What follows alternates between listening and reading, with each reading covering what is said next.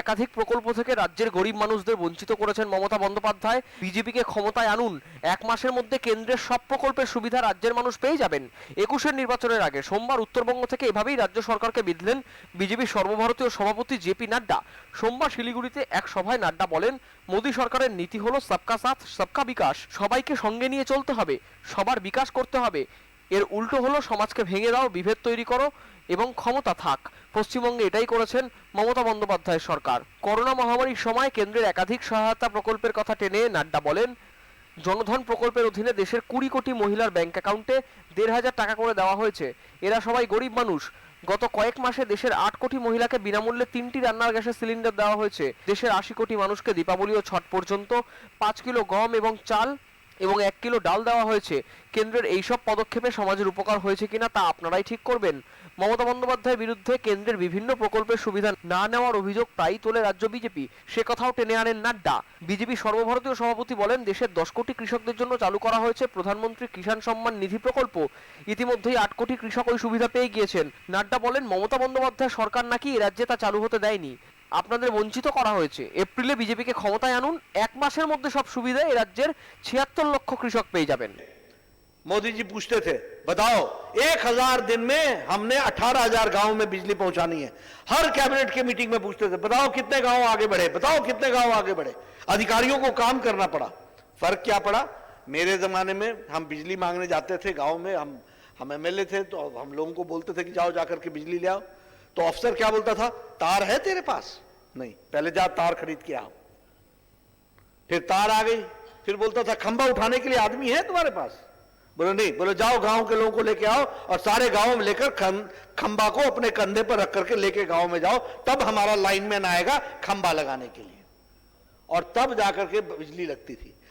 मोदी जी के आने से क्या फर्क पड़ गया कि अब अफसर जाता है घर में, आपके यहां बिजली नहीं है, आप इस पर फॉर्म पर साइन करो, मैं आपको बिजली दूंगा, और 5 दिन के अंदर बिजली पहुंचाता है। यह परिवर्तन आया है, इस बात को हमको समझना चाहिए। यह हमारा अंतर आया।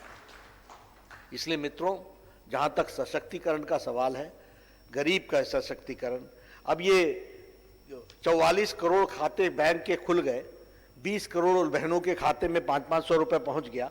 दिव्यांग जन, हमारे वृद्धा पेंशन वाले लोग और हमारे ये जो विधवा बहनें थी, इनको 1,000 रुपए कोरोना के दौरान पहुंचाने की व्यवस्था की।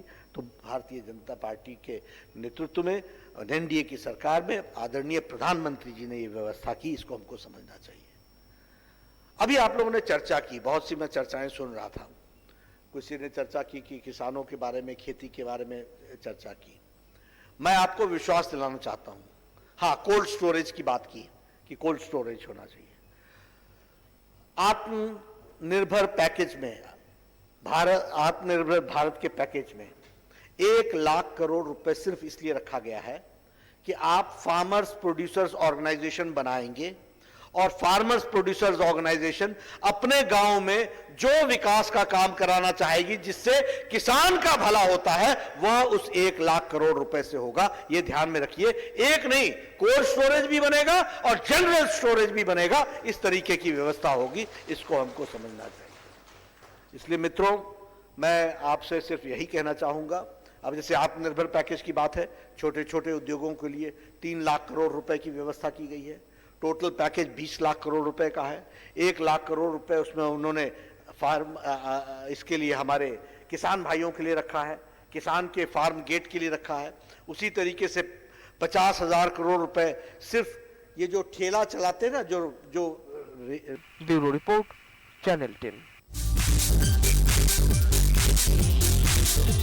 দুর্গাপুজো কি বড়দের, ছোটদের কি ভূমিকা এই পুজোয়?